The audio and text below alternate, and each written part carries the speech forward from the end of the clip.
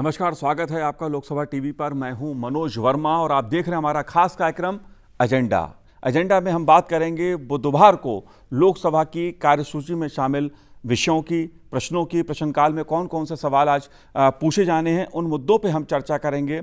साथ ही हम ये भी जानेंगे कि जो आज बिल पेश होने वाला है लोकसभा में वो कौन सा है। लेकिन सबसे पहले एक नज़र डालते हैं मंगलवार को लोकसभा में क्या कुछ हुआ।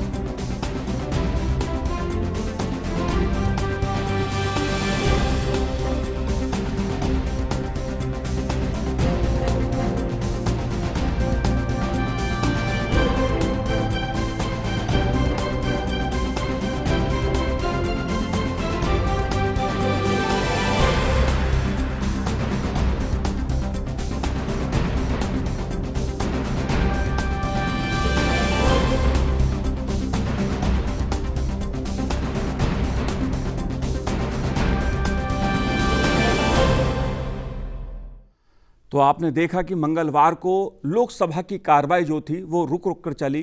विपक्ष के हंगामे के कारण, नारेबाजी के कारण कई बार उसे स्थगित करना पड़ा। लोकसभा अध्यक्ष ओम बिरला जी ने सदन को सुचारू रूप से चलाने की कोशिश की। उन्होंने विपक्षी सदस्यों से सहयोग की अपील की, शांति व्यवस्था बनाए रखने की अपील की। इसके बावजूद सदन कई बार स्थगित करना पड़ा। बुधवार को लोकसभा की कार्यसूची में कई अहम सवाल हैं। इसमें कोयला मंत्रालय से संबंधित सवाल है, परमाणु ऊर्जा मंत्रालय से संबंधित सवाल हैं। प्रधानमंत्री जी से भी परमाणु ऊर्जा से संबंधित सवाल पूछा जाना है आज। इस लिहाज से आज की कार्रवाई खासी महत्वपूर्ण है। आइए एक नज़र डालते हैं बुधवार को लोकसभा की सूची में शामिल विषयों की इस रिपोर्ट पर। लोकसभा में आज प्रश्नकाल के दौरान परमाणु ऊर्जा, कोयला, वाणिज्य और उद्योग, रक्षा, इलेक्ट्रॉनिकी और सूचना प्रौद्योगिकी, विदेश, विधि और न्याय, योजना, रेल तथा सांख्यिकी और कार्यक्रम कार्यान्वयन मंत्रालय से प्रश्न पूछे जाएंगे। रेल मंत्रालय से गुजरात में rail network, Calicut railway station का उन्नयन, electric loco periodical overhauling workshop, rail underpass, rail भर्ती बोर्डों के माध्यम से भर्ती तथा बायोमेट्रिक मशीनों के माध्यम से सीटों के आरक्षण से जुड़े प्रश्न पूछे जाएंगे। साथ ही कोयला मंत्रालय से शक्ति नीति, कोयला क्षेत्र में सुधार, निगमित सामाजिक दायित्व संबंधी नीति का उपयोग तथा कोयला उद्योगों के लिए अवसंरचना के संबंध में प्रश्न पूछे जाएंगे। सदन की आज की कार्यसूची में दिवाला और शोधन अक्षमता संहिता संशोधन विधेयक 2021 विचार तथा पारित किए जाने के लिए सूचीबद्ध है। साथ ही विधेयकों की संभाव्य सूचनाओं में 2 विनियोग विधेयक, विनियोग संख्यांक 4 विधेयक 2021 तथा विनियोग संख्यांक 3 विधेयक 2021 पुनः स्थापित, विचार तथा पारित किए जाने के लिए सूचीबद्ध हैं। तो ये थी बुधवार की रिपोर्ट, जिसमें हमने आपको बताया कि बुधवार को लोकसभा के कामकाज के बारे में। फिलहाल समय एक छोटे से ब्रेक का है। आप देखते रहिए लोकसभा टीवी।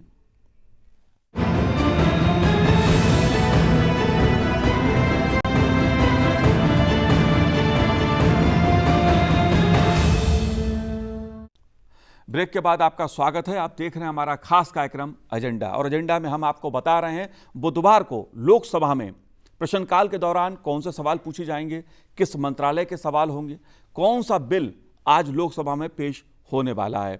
हालांकि 19 जुलाई से जब से मानसून सत्र शुरू हुआ है, लोकसभा में विपक्ष के हंगामे के कारण, नारेबाजी के कारण सदन की कार्रवाई में व्यवधान पैदा हो रहा है लगातार, और तमाम तरह के सवाल विपक्ष की रणनीति को लेकर भी उठ रहे हैं। सरकार से भी सवाल पूछे जाने हैं विभिन्न मुद्दों पर। मंगलवार को प्रश्नकाल की सूची में कृषि मंत्रालय से संबंधित 15 से अधिक सवाल शामिल थे, लेकिन उन पे अधिक चर्चा नहीं हो पाई क्योंकि विपक्ष की ओर से हंगामा होता रहा और सदन की कार्रवाई कई बार स्थगित करनी पड़ी। लेकिन बुधवार को कई महत्वपूर्ण सवाल शामिल हैं और अगर हम आज की कार्रवाई की बात करें तो आज की कार्रवाई में प्रधानमंत्री जी से भी एक सवाल पूछा जाना है, वो है परमाणु ऊर्जा से संबंधित, कोविड से संबंधित सवाल है। वो खासा महत्वपूर्ण सवाल है। तो उम्मीद करते हैं आज सदन चलेगा और इन सब मुद्दों पे चर्चा होगी। मेरे साथ इस समय स्टूडियो में मौजूद हैं वरिष्ठ पत्रकार अखिलेश सिंह जी। अखिलेश जी, आपका बहुत बहुत स्वागत है लोकसभा टीवी पर। साथ ही मेरे साथ जुड़े हुए हैं मेरे वरिष्ठ सहयोगी प्रद्युम्न शर्मा जी। सीधे आपको उनके पास लिए चलता हूं अधिक जानकारी के लिए। प्रद्युम्न जी। मनोज जी, आपने एक जानकारी तो दे दी है कि लगातार कल भी लोकसभा की कार्रवाई में व्यवधान पड़ता रहा। अगर हम केवल दोपहर 2 बजे से लेकर 4 बजे तक की ही बात करें तो तकरीबन 5 बार लोकसभा की कार्रवाई को स्थगित करना पड़ा। लेकिन एक अच्छी बात यह है कि लगातार व्यवधान और स्थगन के बावजूद भी कल नियम 377 के तहत खासी चर्चा हुई। लगभग 10 से ज्यादा माननीय सांसद अपने क्षेत्र और कुछ विशिष्ट मुद्दों को लेकर सदन में अपनी बात रखने में कामयाब हुए। और हमने ये भी देखा है कि अगर ओवरऑल जो लोकसभा अध्यक्ष की पहल का एक बहुत बड़ा नतीजा है, उसको फलीभूत करने का प्रयास उनका लगातार चलता आ रहा है कि किस तरीके से माननीय सांसदों की भागीदारी सदन की कार्रवाई में बढ़ाई जाए। तो 377 के तहत जो भी माननीय सांसदों ने विषय उठाए हैं उसमें से 80% से ज्यादा मामलों में विभिन्न मंत्रालयों ने लिखित में वो बात रखी है जिसके बारे में माननीय सांसदों ने नियम 377 के तहत पूछना चाहता, जानना चाहता। तो एक बड़ी कामयाबी इसे कहा जा सकता है लोकसभा की कार्रवाई के संदर्भ में। और व्यवधान की बात तो आप लगातार कर ही रहे हैं। परसों 2 विधेयक पारित हो गए थे तो लगा था कि शायद गति पकड़ेगा लोकसभा में कार्य का जो स्तर है, और ये भी लग रहा था कि शायद कल प्रश्नकाल चल पाएगा। प्रश्नकाल प्रारंभ जरूर हो गया था लेकिन प्रश्नकाल फिर से बाधित हुआ। और जैसा कि हमारे अलग अलग कार्यक्रमों में माननीय सांसद आते भी हैं, निजी तौर पर सभी सांसद ये मानते हैं कि उनका नुकसान ज़्यादा होता है निजी तौर पर, क्योंकि वो अपने क्षेत्र, अपने संसदीय क्षेत्र के लोगों से जुड़े हुए विषय मुद्दे जो हैं प्रश्नकाल के माध्यम से उठाने का प्रयास करते हैं और लॉटरी के माध्यम से उनका नंबर आता है और एक बार उनका नंबर प्रश्नकाल ना चलने से चला जाता है तो उनको एक लंबे अंतराल तक इंतजार करना पड़ता है। तो ये पीड़ा है, दर्द है निजी तौर पर सांसदों की प्रश्नकाल ना चलने पर। और ये भी बात जो है सर्वविदित है कि सत्ता पक्ष और विपक्ष के बीच एक समन्वय बना हुआ है प्रश्नकाल को लेकर बहुत पहले से कि कोई भी विषय उठाया जाए या फिर सदन में जो है स्थगित करने की नौबत आ जाए, लेकिन प्रश्नकाल बाधित ना किया जाए। क्योंकि प्रश्नकाल अगर बाधित होता है तो सत्ता पक्ष का नुकसान नहीं होता बल्कि हर एक सांसद का नुकसान होता है जो प्रश्नकाल के माध्यम से अपनी बात सदन के भीतर रखना चाहते हैं। और दूध का दूध, पानी का पानी तब होता है जब उस प्रश्न का, उस मुद्दे का उत्तर माननीय मंत्री या संबंधित मंत्रालय के द्वारा दिया जाता है। तो सभी चाहते हैं निजी तौर पर, लेकिन उसके बावजूद भी लगातार अलग अलग विषयों को लेकर सदन की कार्रवाई बाधित हो रही है। कल एक बात सदन के बाहर और हुई। प्रधानमंत्री ने बीजेपी के तमाम सांसदों से चर्चा की और उन्होंने इस बात को रखा सभी बीजेपी के सांसदों से कि कांग्रेस जो है मुख्य विपक्षी दल लोकसभा के भीतर, वो सदन की कार्रवाई नहीं चलने दे रहा है और उसकी वजह से लोगों का, देश का किस तरीके से नुकसान हो रहा है वो बात लोगों को जाकर समझाएं और कहीं ना कहीं पर्दाफाश किया जाए कि किस तरीके से बाधित किया जा रहा है सदन की कार्रवाई को। और सदन की कार्रवाई अगर बाधित होती है तो बाधित होता है देश का विकास भी। तो प्रधानमंत्री ने सीधे तौर पर अपने तमाम सांसदों को इस तरीके की ताकीद दी है और ये कहा है कि इस बात को जनता के भीतर जाकर रखने का प्रयास करें। जी प्रद्युम्न, मैं आपसे एक बात जानना चाहता हूं। विपक्ष, खासकर कांग्रेस पार्टी, लगातार किसानों की मांग पर चर्चा की बात कर रही है। मंगलवार को 1 दर्जन से ज्यादा, करीब 15 सवाल कृषि मंत्रालय से संबंधित थे। देश में बारिश के कारण, बाढ़ के कारण किसानों की फसल को कितना नुकसान हुआ है, अहम सवाल शामिल था उसमें। खेती के जरिए, कृषि के जरिए कैसे किसानों की आय दुगनी हो, इससे संबंधित सवाल था, लेकिन इस पर चर्चा नहीं हो पाई। आपने सही कहा, और संसदीय कार्य मंत्री ने भी इस बात का जिक्र सदन के भीतर किया और उन्होंने कहा कि अगर सचमुच विपक्ष के तमाम सांसद किसानों से जुड़े हुए मुद्दों को लेकर गंभीर है तो प्रश्नकाल के दौरान बहुत सारे ऐसे महत्व के मुद्दे हैं, प्रश्न हैं जो सीधे तौर पर सरोकार रखते हैं किसानों से, कृषि से। लेकिन अगर प्रश्नकाल नहीं होगा, बाधित होगा लगातार प्रश्नकाल, तो सीधे तौर पर इसका नुकसान किसको होगा? इसका नुकसान किसानों को होगा। किसानों से जुड़े हुए मुद्दे सदन के भीतर नहीं उठाए जा सकेंगे, और अगर मुद्दे नहीं उठेंगे तो उनका क्या निराकरण है या उसका क्या निराकरण होना चाहिए, उस पर विचार सरकार किस प्रकार कर पाएगी? तो सीधे तौर पर संसदीय कार्य मंत्री ने विपक्ष की पाले में ये गेंद डाल दी कि आप प्रश्नकाल नहीं चलने देंगे तो किसानों से जुड़े हुए मुद्दे भी सदन के भीतर उठ नहीं पाएंगे, जिससे किसानों का नुकसान है और चाहते हुए भी, सरकार चाहते हुए भी बहुत कुछ नहीं कर पाएगी। तो उन्होंने एक बार फिर से तमाम विपक्षी दलों से ये अपील की कि सदन की कार्रवाई को बाधित ना होने दिया जाए, प्रश्नकाल चले, महत्व के मुद्दे उठाए जाएं, जिससे लोगों को, संसदीय क्षेत्र के लोगों को, किसानों को, व्यापारियों को सीधे पता चल सके कि आखिरकार सरकार उनके लिए कर क्या रही है। जी प्रतिबिंब जी, अगर मैं बुधवार की कार्रवाई की बात करूं, कार्यसूची की बात मैं करूं, तो आज कौन कौन से अहम सवाल शामिल हैं आज की कार्यसूची में? आज का एजेंडा क्या है? देखिए, एजेंडे की बात करें, आपने मोटे तौर पर बता दिया है, हमने हमारी रिपोर्ट में भी इस बात का जिक्र है। लेकिन हरसिमरत कौर बादल, जो कि अकाली दल की माननीय सांसद हैं और लंबे समय तक अकाली दल, आपको पता ही है कि एनडीए का घटक दल रहा है, और कुछ दिन पहले तक हरसिमरत कौर जी एनडीए की तरफ से मंत्री भी थी। लेकिन उनका एक सवाल जो है संसद निधि से संबंधित है।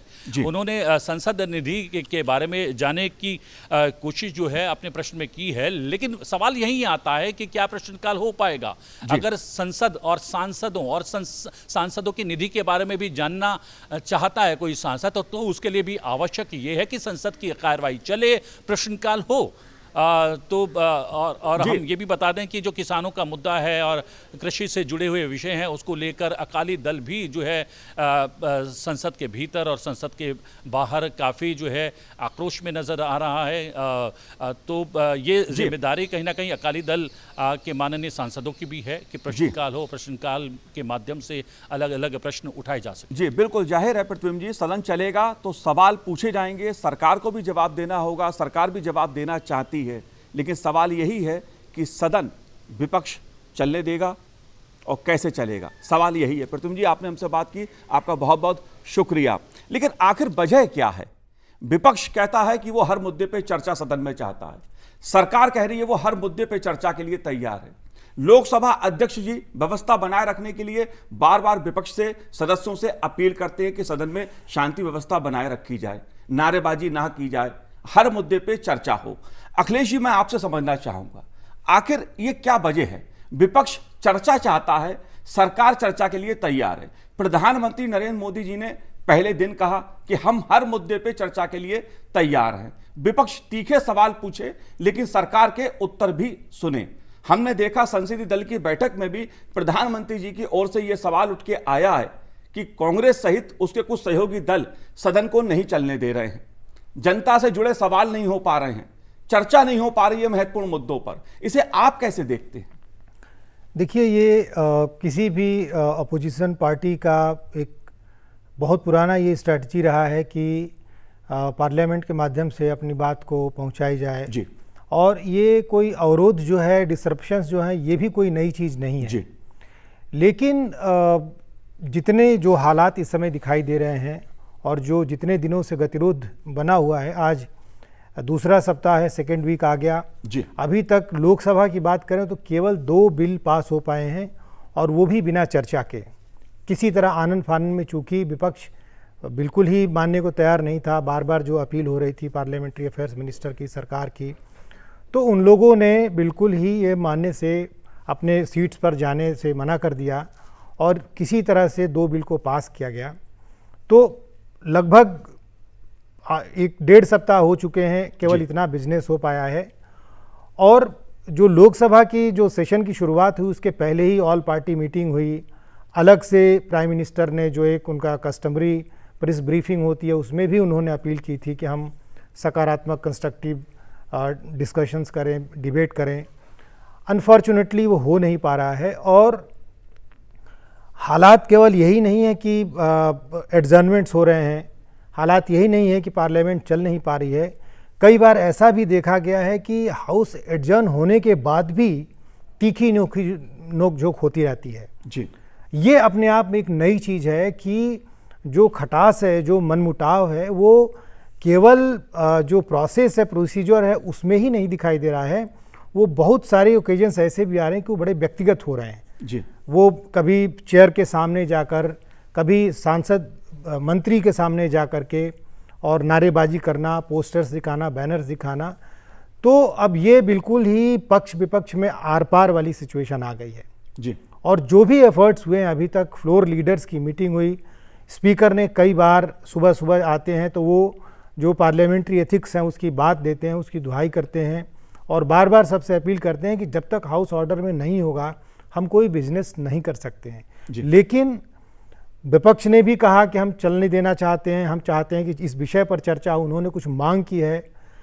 इधर से प्राइम मिनिस्टर से लेकर और तमाम लोगों ने बार बार कहा है कि आप एक बार चर्चा में शामिल होइए, व्यवस्था दीजिए और हम लोग उस पर डिस्कशन के लिए तैयार हैं। लेकिन ये कथनी और करनी में थोड़ा फर्क दिखाई दे रहा है और ये लंबा नुकसान हो रहा है। अभी जो विपक्ष से हमें जो फीडबैक मिलते हैं, जानकारी मिलती है, वो बिल्कुल ही आमादा हैं कि हम चलने नहीं देंगे। अखिलेश जी, मैं आपसे, आप बहुत पुराने पत्रकार हैं, लंबे समय से पार्लियामेंट कवर कर रहे हैं, राजनीति को भी बहुत करीब से आप देखते हैं, समझते हैं उसको। पहले मैंने जो कुछ देखा संसद को कवर करते हुए, सरकार किसी बात पे चर्चा को राजी नहीं होती थी, विपक्ष सदन में हंगामा करता था। यहां तो सरकार पहले दिन से कह रही है कि हम हर मुद्दे पे चर्चा को तैयार हैं, तो फिर ये हंगामे की वजह क्या है? ये देखिए, ये बड़ा ही एक पेक्यूलियर सिचुएशन है। केवल बात इतनी तक नहीं है। पहले अगर आपने देखे होंगे, आपको याद होगा, तो लगातार एडजर्नमेंट्स इस लेवल पर होंगे। बहुत होता था कि स्लोगन शाउटिंग होती थी, नारेबाजी होती थी, उसके बाद वॉकआउट का एक सिस्टम भी होता था। अक्सर वॉकआउट होता था। कम से कम सरकार को इतनी रिलीफ होती थी कि अपना जो एक आम जनता के जो वेलफेयर के काम है, जो बेयर मिनिमम कर सकते हैं, जिसमें चर्चा कम की ज़रूरत है, तो अपने एलाइज के साथ, तमाम लोगों के साथ मिलकर के कुछ ना कुछ बिजनेस कर लेते थे कि कम से कम काम हो। अब वो भी नहीं हो पा रहा है।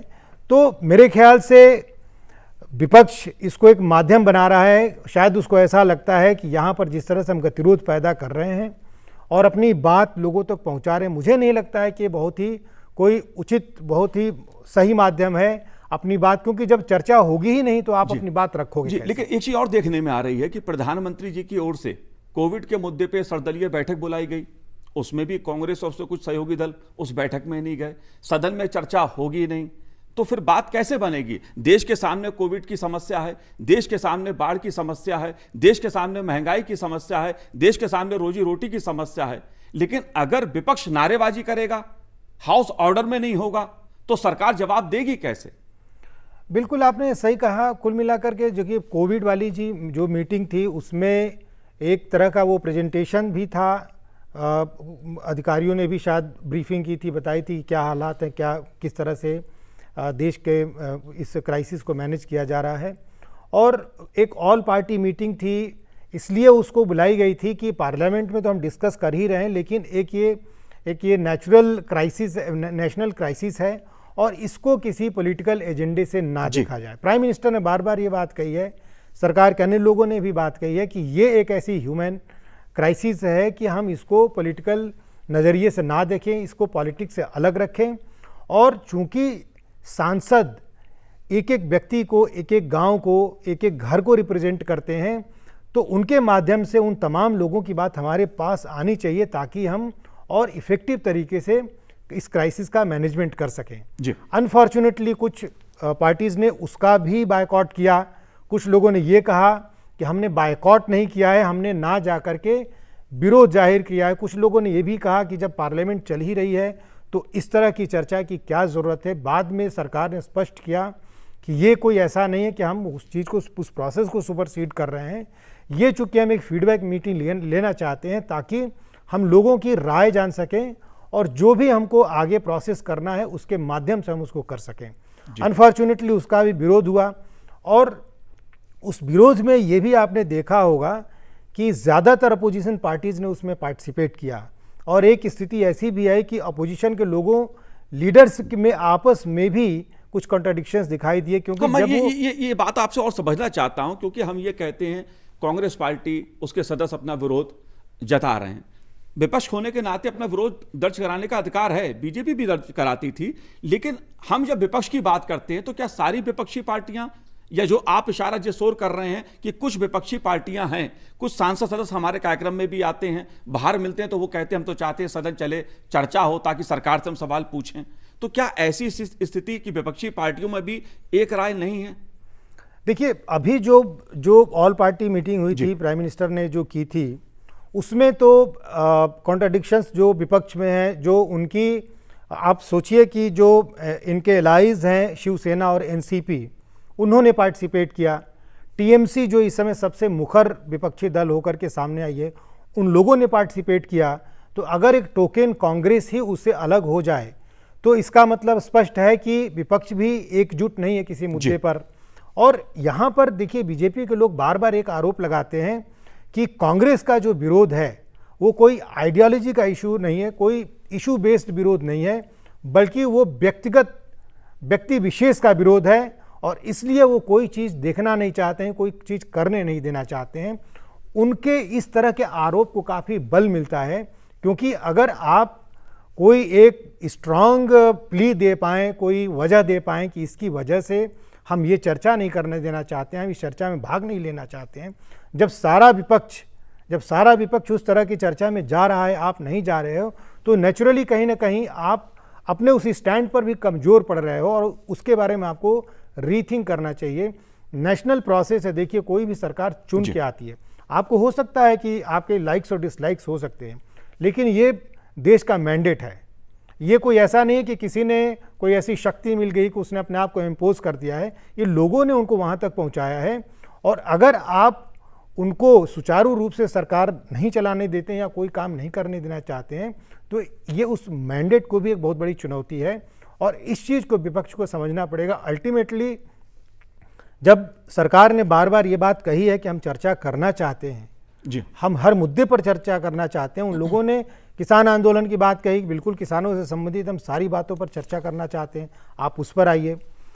कोविड मैनेजमेंट से लेकर के बात हुई कि इतनी बड़ी क्राइसिस है, इतना हाहाकार मचा हुआ, हम उस पर चर्चा करना चाहते हैं, उस पर भी सरकार ने कहा कि बिल्कुल हम उस पर चर्चा करना चाहते हैं, लेकिन चर्चा होगी कैसे? देखिए, एक चीज़ और देखते थे हम लोग कि जो सदन में होता था कि प्रश्नकाल चलता था। प्रश्नकाल तो एक तरह से मैं कहूं तो किसी दल का नहीं है, किसी दल के सांसद का नहीं है, वो सांसद सदस्यों का है। वो किसी भी दल के सदस्य होते हैं, वो बड़ी मेहनत के साथ अपना सवाल पूछते हैं, उसके लिए बाकायदा एक लॉटरी निकलती है, तब उनके सवाल का नंबर आता है। और अगर कभी कोई अपना रोष प्रकट करता भी था कोई दल, तो वो शून्यकाल में करता था, प्रश्नकाल चलता था। लेकिन ये देखने में आ रहा है इस सत्र में कि प्रश्नकाल भी नहीं चलने दिया जा रहा है, उसमें भी व्यवधान पैदा किया जाता है। ये बिल्कुल ये जहाँ जब से मैंने भी कवर करना शुरू किया है, तो शुरू के 1 घंटे ऐसा मान के चलते थे कि ये चलेगा, इसमें कार्रवाई होगी, और जो भी सांसद होते थे जिनको मौका मिलता था वो अपने सवाल पूछते थे अपने कॉन्स्टिट्यूएंसी से संबंधित। कुछ ऐसे राष्ट्रीय मुद्दे होते थे जिनसे रिलेटेड लोग सवाल, क्योंकि वो सरकार के भी संज्ञान में उसके माध्यम से आती थी, उस पर कार्रवाई होती थी। और 17वीं लोकसभा में हम लोगों ने ये भी देखा कि 90% से ज़्यादा क्वेश्चंस के आंसर्स भी आ जाते हैं।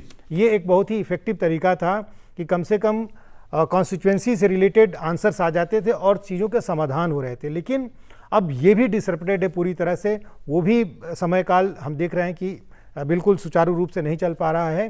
तो ये एक बहुत ही बड़ी चुनौती है। आपने कहा कि 7वीं लोकसभा की अगर मैं बात करूं तो इसी सदन ने इन्हीं सांसद सदस्यों ने जिस तरह से काम किया, उसके चलते जो कार्य उत्पादकता रही है सदन की, वो 100% से भी ज्यादा रही है। बिल्कुल। अगर मैं कहूं तो 122% लोकसभा की कार्य उत्पादकता रही है, और इस 100 से ज्यादा बिल पिछले 5 सत्रों में पारित हुए हैं, ये इसी लोकसभा से ही हुआ है। तो उम्मीद करते हैं सदन चलेगा आज, उस पर कई मुद्दों पर चर्चा होगी। फिलहाल समय एक छोटे से ब्रेक का है, आप देखते रहिए लोकसभा टीवी।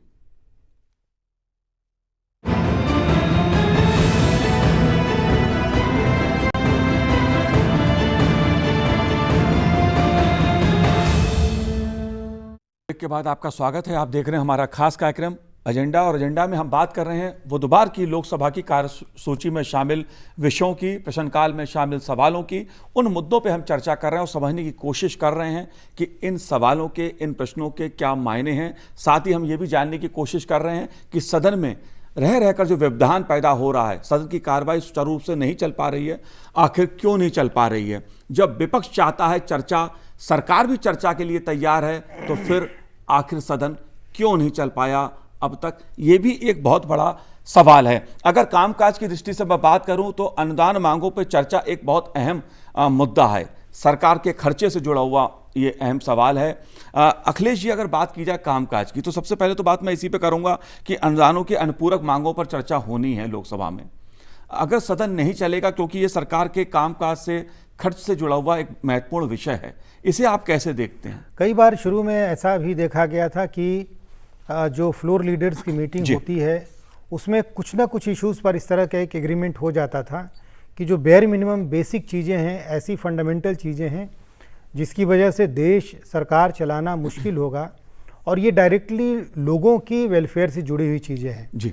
सरकार अगर कुछ भी करना चाहती है, आज कोविड का समय है, ये लिक्विडिटी, ये अगर फ्रीडम सरकार को नहीं होगी कि वो नियमबद्ध तरीके से सारे फंड्स वगैरह का सबका सुचारू रूप से एलोकेट कर सके, तो ये चुनौती और ज़्यादा एग्रीवेट होगी और ज़्यादा बढ़ेगी। तो इसलिए आइडियली कायदे से देखा जाए तो सरकार को और विपक्ष को मिलकर के जो ऐसी फंडामेंटल चीज़ें हैं, बेसिक चीज़ें हैं जिससे देश का काम नहीं चल सकता है, उस पर कम से कम एक कंसेंसस होना चाहिए, आपस में मीटिंग करके, और जो भी स्टेलमेट है उसको ख़त्म करके और इसको आगे बढ़ाना चाहिए। अगर ऐसा नहीं होता है तो नेचुरली, जिस तरह से आपने 2 दिन पहले देखा कि सरकार ने 2 बिल पास कर लिए, उनके पास संख्या बल है, ऐसा नहीं कि उनके पास किसी भी तरह के किसी के ऊपर वो डिपेंडेंट हैं, वो अपने, उनके पास संख्या बल है तो वो निकाल लेंगे। लेकिन प्रॉब्लम उसमें यही होती है कि जो उस प्रोसेस में डिबेट्स होते हैं काफ़ी कंस्ट्रक्टिव, और कई सारे ऐसी चीज़ें होती हैं कि उस डिबेट के ही माध्यम से उसमें जुड़ जाती हैं, उसमें एडिशंस होते हैं। किसी सांसद ने कोई मुद्दा उठाया, शायद सरकार उस पर अनभिज्ञ थी, उसके बारे में उनको जानकारी नहीं थी, तो इस तरह के डिबेट के माध्यम से उनको जानकारी मिलती है। तो ऐसे में चाहिए आइडियली कि कम से कम जो बेसिक चीज़ें हैं, जो इस तरह की चीज़ें हैं जो देश के लोगों के कल्याण से संबंधित हैं, हाँ, उसको आगे बढ़ाएं। और ये सब ऑल पार्टीज़ की, ये सबकी जिम्मेदारी है। आप देखिए कि अगर हाल में 2 दिन पहले जो बीजेपी की पार्लियामेंट्री पार्टी मीट हुई, उसमें प्राइम मिनिस्टर के लेवल से अपने सांसदों से कहा गया कि देश के लोगों को बताइए कि किस तरह से विपक्ष जो है, विशेष रूप से कांग्रेस, पार्लियामेंट को नहीं चलने दे रही है, और उससे जो कल्याणकारी हमारी नीतियां हैं, जो योजनाएं हैं, जो प्लान्स हैं, वो बुरी तरह से अफेक्ट हो रही हैं। लोगों को जानना चाहिए कि हम किस तरह से व्यवधान क्रिएट करके हमको काम करने नहीं दिया जा रहा है। तो ये एक सिचुएशन है कि देश के प्रधानमंत्री के लेवल से ये बात आई, तो ये कोई ऐसा नहीं कि बहुत ही नॉर्मल सिचुएशन है, वो काफ़ी गंभीर हो चुका है। तब जाकर के इस तरह से लोग उस लेवल पर लोग अपनी नाराज़गी एक्सप्रेस कर रहे हैं। जी। तो ऐसे हालात में जो ग्रेविटी है इन हालात के, उसको समझ करके, और निश्चित रूप से कुछ बीच का रास्ता, पिछले सेशंस में भी हमने देखा कि कुछ दिनों का गतिरोध रहा, और बाद में फ्लोर लीडर्स की मीटिंग हुई, ऑल पार्टी मीटिंग हुई, लोगों ने, स्पीकर ने इनिशिएटिव लिया, और फिर एक ब्रेक थ्रू हुआ, और आपने देखा कि प्रोडक्टिविटी इतने डिसरप्शंस के बाद भी 100+ की हो गई। रात भर बैठी, पूरी रात मिडनाइट तक सेशन चले, और जो भी पेंडिंग बिजनेस थे उसको पारित किया गया। हम एक्सपेक्ट करते हैं कि इस बार भी ऐसा कुछ बिल्कुल सत्ता पक्ष और विपक्ष के सहयोग से ही सदन चलता है। जी। लोकसभा अध्यक्ष जी भी जो सदन चलाते हैं वो विपक्ष का सहयोग मिलता है, सत्ता पक्ष का तो सहयोग रहता ही है। दोनों मिलकर जब सदन में सहयोग करते हैं तभी वो सदन चलता भी है। लेकिन अगर मैं प्रश्नकाल की बात करूं तो कोयला आवंटन से संबंधित एक महत्वपूर्ण सवाल है, शक्ति नीति को लेकर सवाल है कि देश में जो कोयला आवंटन होता है विद्युत संयंत्रों को, उसको नीति को लेकर सवाल है। ये हमने देखा पिछले कुछ वर्षों में, अगर मैं 14 से पहले की बात करूं तो कोयले आवंटन को लेकर कोयला घोटाला देश में हुआ जी, नीति को लेकर तमाम तरह के कोल ब्लॉक आवंटन को लेकर तमाम तरह के सवाल उठते थे।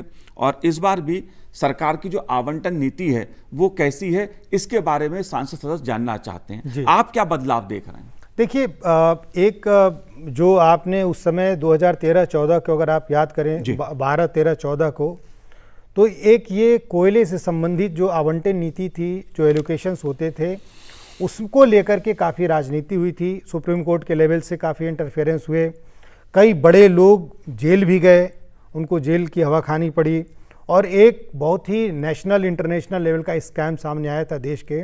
और उसके बाद से इस सेक्टर में रिफॉर्म्स किए गए थे। सबसे पहले जो, जहाँ तक मुझे याद है, कि एक उसका सिस्टम था फर्स्ट कम फर्स्ट सर्व, शायद वो एलोकेशंस होते थे, उसमें कोई प्रोसेस ही नहीं था। ये टोटल गवर्नमेंट के डिस्क्रिशन पे था कि हम किसको एलोकेट करते हैं खनन संबंधी जो पट्टे हैं। अब सवाल ये है कि ये आप सरकार के पूरे डिस्क्रिशन पर ही छोड़ देंगे तो उसमें बहुत ज़्यादा स्कोप बचता है गड़बड़ी होने का, उसमें इरेगुलरिटीज़ के बहुत ज़्यादा चांसेस बढ़ जाते हैं। उसके बाद 14 के बाद सरकार ने इसको पूरा सिस्टम को डिजिटाइज करके और ट्रांसपेरेंट बना करके और बिडिंग के माध्यम से एलोकेशन शुरू कराया। आज कोयला हमारे एक बहुत बड़ी इकोनॉमी का भी बहुत बड़ा बैकबोन है, एक तरह से बहुत सारे सेक्टर्स हैं जो उसके ऊपर डिपेंडेंट हैं, और एक सरकार को रेवेन्यू का भी बहुत बड़ा माध्यम है। तो ऐसे सेक्टर को ट्रांसपेरेंट बनाना और जितना उसमें हम ज़ीरो करप्शन कर सकें उसको कर पाना, उसमें काफ़ी हद तक सफलता आई, क्योंकि ये 7वां साल हो गया इस सरकार का। अभी तक कोल एलोकेशंस में एक भी कोई मुझे नहीं लगता है कि कोई ऐसी चीज़ आई है जिसके बारे में कोई सवाल उठाया। करप्शन की बात तो दूर है, एक बड़ा बदलाव मैं भी महसूस कर रहा हूं। वो बदलाव मैं ये देखता हूं कि अगर हम कुछ साल पहले की बात करें तो अक्सर ये सवाल आता था कि विद्युत जो संयंत्र हैं उनको कोयला मिला नहीं मिला। अक्सर ये एक सवाल आता था कि कोयला ना मिलने के कारण विद्युत संयंत्र के बंद होने की नौबत आ गई। कम से कम अब ये सवाल नहीं आता है। और उसके देखिए उसका सबसे बड़ा जो सामने उसका सबूत ये है कि आज आपने अगर पूरे देश के एक एक गांव को इलेक्ट्रीफाई कर दिया, वहाँ पर बिजली पहुँचा दी, और वहाँ पर जो बिजली सप्लाई है, नंबर ऑफ़ आवर्स उनके अगर बढ़ गए। अगर आप सबसे बड़ा राज्य यहाँ के पड़ोस का राज्य उत्तर प्रदेश, वहाँ के बारे में कहा जा रहा है कि 18 से 24 घंटे बिजली आ रही है, गाँव में 20 से 22। तो ये जो अगर आपके पास एडिक्वेट सप्लाई चेन होगी तभी आप कर सकते हैं। जी अखिलेश जी, अगर बात हम कोयले मंत्रालय से अलग हट के बात करें तो आज एक सवाल और महत्वपूर्ण सवाल है, वो इलेक्ट्रॉनिकी और सूचना प्रौद्योगिकी से संबंधित है। नई साइबर सुरक्षा नीति जो है उसको लेकर सवाल है। अगर नई साइबर सुरक्षा नीति की हम बात करें तो आजकल तमाम तरह के सवाल इसको लेकर उठते हैं, चाहे बैंकों के जरिए होने वाले लेन देन की हम बात करें या लोगों की व्यक्तिगत सुरक्षा की हम बात करें, तमाम तरह की साइबर सुरक्षा नीति को लेकर सवाल उठते हैं। आप इस इशू को कैसे देखते हैं? देखिए, अगर हाल फिलहाल में आप देखें तो जो सबसे ज़्यादा जो बर्निंग इश्यूज़ हैं, सबसे ज़्यादा जो ज्वलंत मुद्दे हैं, उसमें साइबर सिक्योरिटी का मसला रहा है, और जिस पर लगातार एक कंट्री वाइड डिबेट अभी भी चल ही रही है। और ये केवल ऐसा नहीं है कि हमारे प्रोसेस, आज हमारे देश की एक बहुत बड़ी तादाद जो है, बहुत बड़ा तबका जो है, वो साइबर डिजिटल माध्यमों से एक दूसरे से जुड़ा हुआ है, और उनकी सुरक्षा, उनकी पर्सनल लाइफ, उनकी प्राइवेसी, इन तमाम चीज़ों के बारे में भी सवाल उठते हैं। और बार बार सरकार ने ये कहा है कि हमको इस पूरे प्रोसेस को, इस पूरे मैकेनिज़्म को और ज़्यादा चाक चौबंद करने की ज़रूरत है, क्योंकि जो हमारी डिपेंडेंस इस पूरे प्रोसेस पे बढ़ती जा रही है, हम इसको जब तक प्रॉपर तरीके से स्ट्रीमलाइन नहीं करेंगे, हम वल्नरेबल होते जाएंगे। वो चाहे आप सोशल इसकी माध्यमों की बात करें, मीडियम्स की बात करें, या जो भी सरकार की जो सिक्योरिटी से संबंधित, सिक्योरिटी संबंधित है।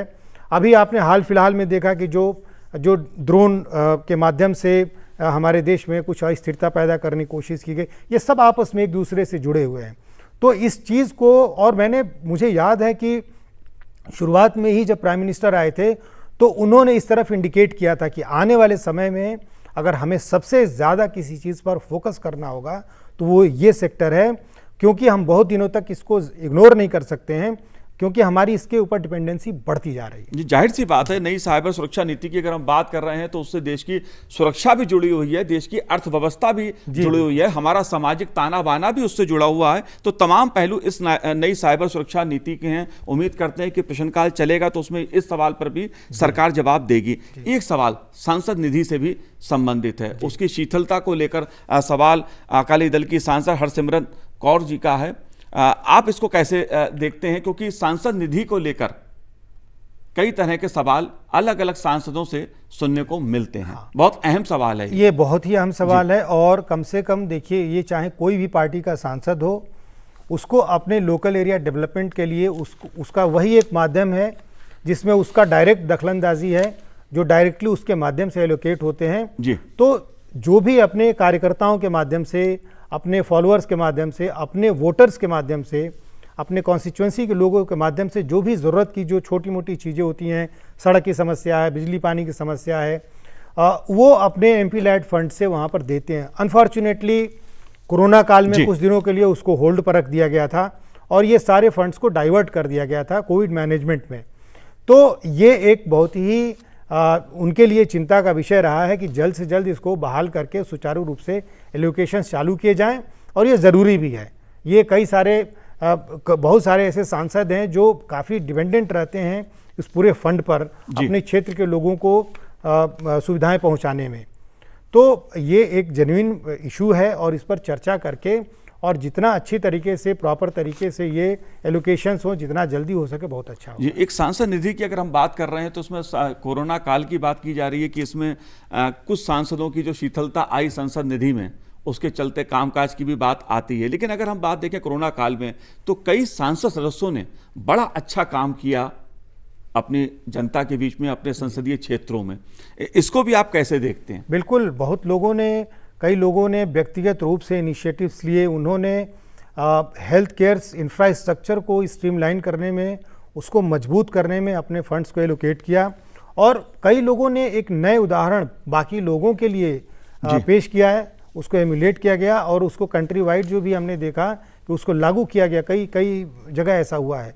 तो ये आपको जो भी सांसद हैं, अलर्ट हैं, जागरूक हैं, उन लोगों ने ऐसा किया, बहुत ही सराहनीय और बहुत ही अच्छा काम किया, और उससे इमीडिएटली आम जनता को रिलीफ भी मिला था। जी, छोटे शहरों में सूचना प्रौद्योगिकी हब, जी, ये एक महत्वपूर्ण विषय इसलिए है क्योंकि डिजिटल इंडिया की अगर हम बात करते हैं तो छोटे शहरों में हमारे जो सूचना प्रौद्योगिकी से संबंधित जो हब बनाने की योजना है, छोटे शहरों में भी अच्छी वो स्थिति हो उनकी, इसको आप कैसे देखते हैं? ये बहुत ही समय से लिया जाने वाला एक कदम है, और इस पर बहुत ही इफेक्टिव तरीके से काम करने की ज़रूरत है, क्योंकि आप ये देखिए कि बहुत सारे ऐसी चीज़ें हैं वेलफेयर से जुड़ी हुई हैं।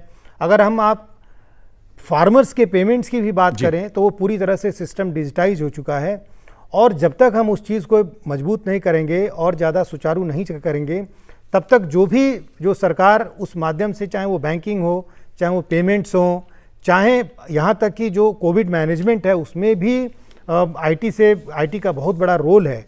तो हम गांव लेवल पर उसको मजबूत करेंगे, तभी जाकर के सरकार भी अपने कार्यक्रमों को इफेक्टिव तरीके से लागू कर पाएगी। जाहिर सी बात है अखिलेश जी, अगर प्रश्नकाल चलेगा, शून्यकाल चलेगा और सदन में चर्चा होगी तो इन सब मुद्दों पर जो जनता से सीधे सीधे जुड़े हुए हैं, सरकार क्या कर रही है ये जनता को पता लगेगा, विपक्ष भी सवाल कर पाएगा, सरकार को उसे जिस मुद्दे पे घेरना है घेर पाएगा। लेकिन सवाल यही है, सदन चले। अखिलेश जी, आपने हमसे बात की, आपका बहुत बहुत शुक्रिया। तो आज एजेंडा में इतना ही, मुझे दीजिए आज्ञा, नमस्कार।